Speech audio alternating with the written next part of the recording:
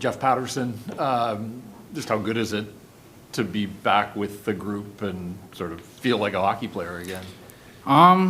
It's nice to be back skating with the guys. I guess being in that just the atmosphere with the boys on the ice and even in the locker room. So it's been a while. I've been skating for maybe about a month and a half by myself. So it's been good so far.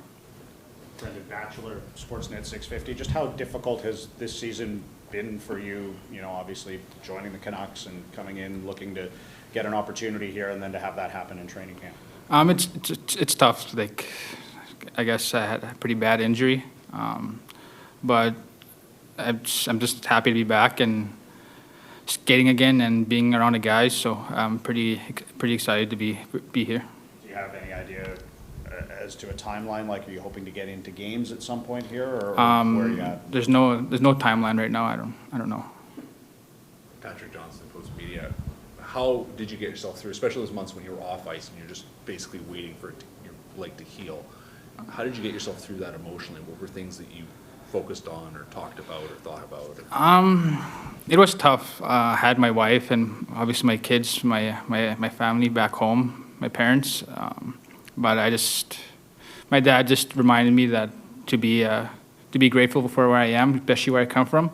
So that was I kept that in mind the whole time. How meaningful was it being First Nations last night for you, even if you weren't necessarily on the bench or in the team? It was cool. I think celebrating those kind of nights it means a lot for the First Nations people. So I think hopefully that continues. Brady, what was the nature of the injury? I mean, broken leg, both bones? Or? Yeah, I broke my tib fib. It was kind of like a spiral fracture, so it was pretty bad. Farhan Lalji from TSN. I know that you don't want to talk about the team's timeline, but for you personally, how close do you feel to being ready to play in a game?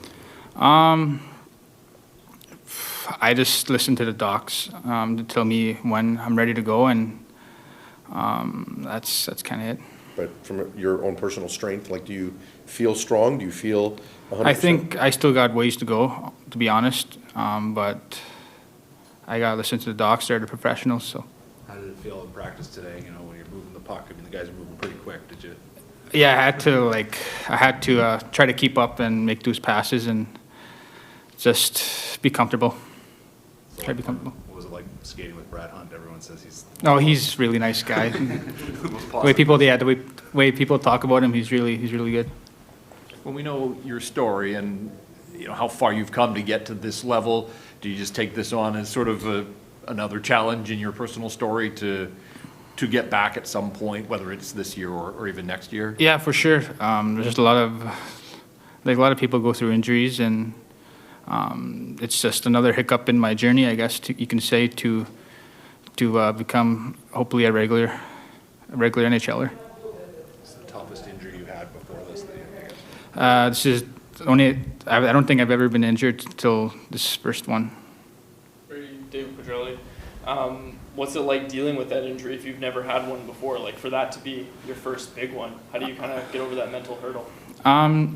Like I said before, just my dad reminded me to be grateful for where I am and hopefully to come back stronger. And it's just another hiccup in my journey, so just keep pushing forward and hopefully come back stronger. How important is that support system that you talk about, family, especially when you go through a stretch like this, and how much do you lean on the people around you?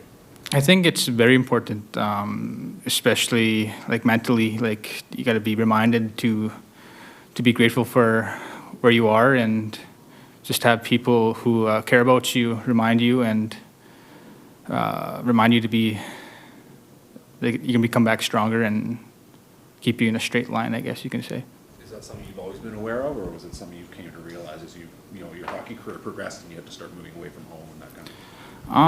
I guess I kind of always knew that. I guess you could say, yeah. Just growing up, like, your family was always very... Yeah, we were always close, no matter what. Even the community where I come from, it's like that as well. So I've always known that, and I was fortunate. I got a good wife too, so she reminds me all the time. Smart answer. Yeah. And I don't want to make you dwell on, you probably run it through your head though a bunch of times since. Like, did he get stuck in a rut and twist backwards, or? I have no clue. I didn't even see the video or anything like that. I just remember my leg, I just heard a snap. Is it, what's the toughest part? Is it physical, mental, like coming back from an injury like that, especially consider you make it to training camp and you get a devastating injury that basically wipes out the season? What's the hardest part? I think it's, I guess, both. Like, I couldn't do anything for a long time. I just sat around and waited for the bone to heal and then began my recovery after that. What was last year like for you, given so much was lost with the COVID year at various levels? I guess that was pretty tough because COVID was going pretty hard that time, and everything was restricted. I was in Syracuse and in Florida at the time, so it was tough. I couldn't have my family back. They weren't with me, so it was pretty lonely at times. Were there things you did to replace the stimulation? Like you said, you had to sort of sit and wait. Were there things you did? Were there games you played? What were the things you did to sort of pass the time while you're, getting through your days?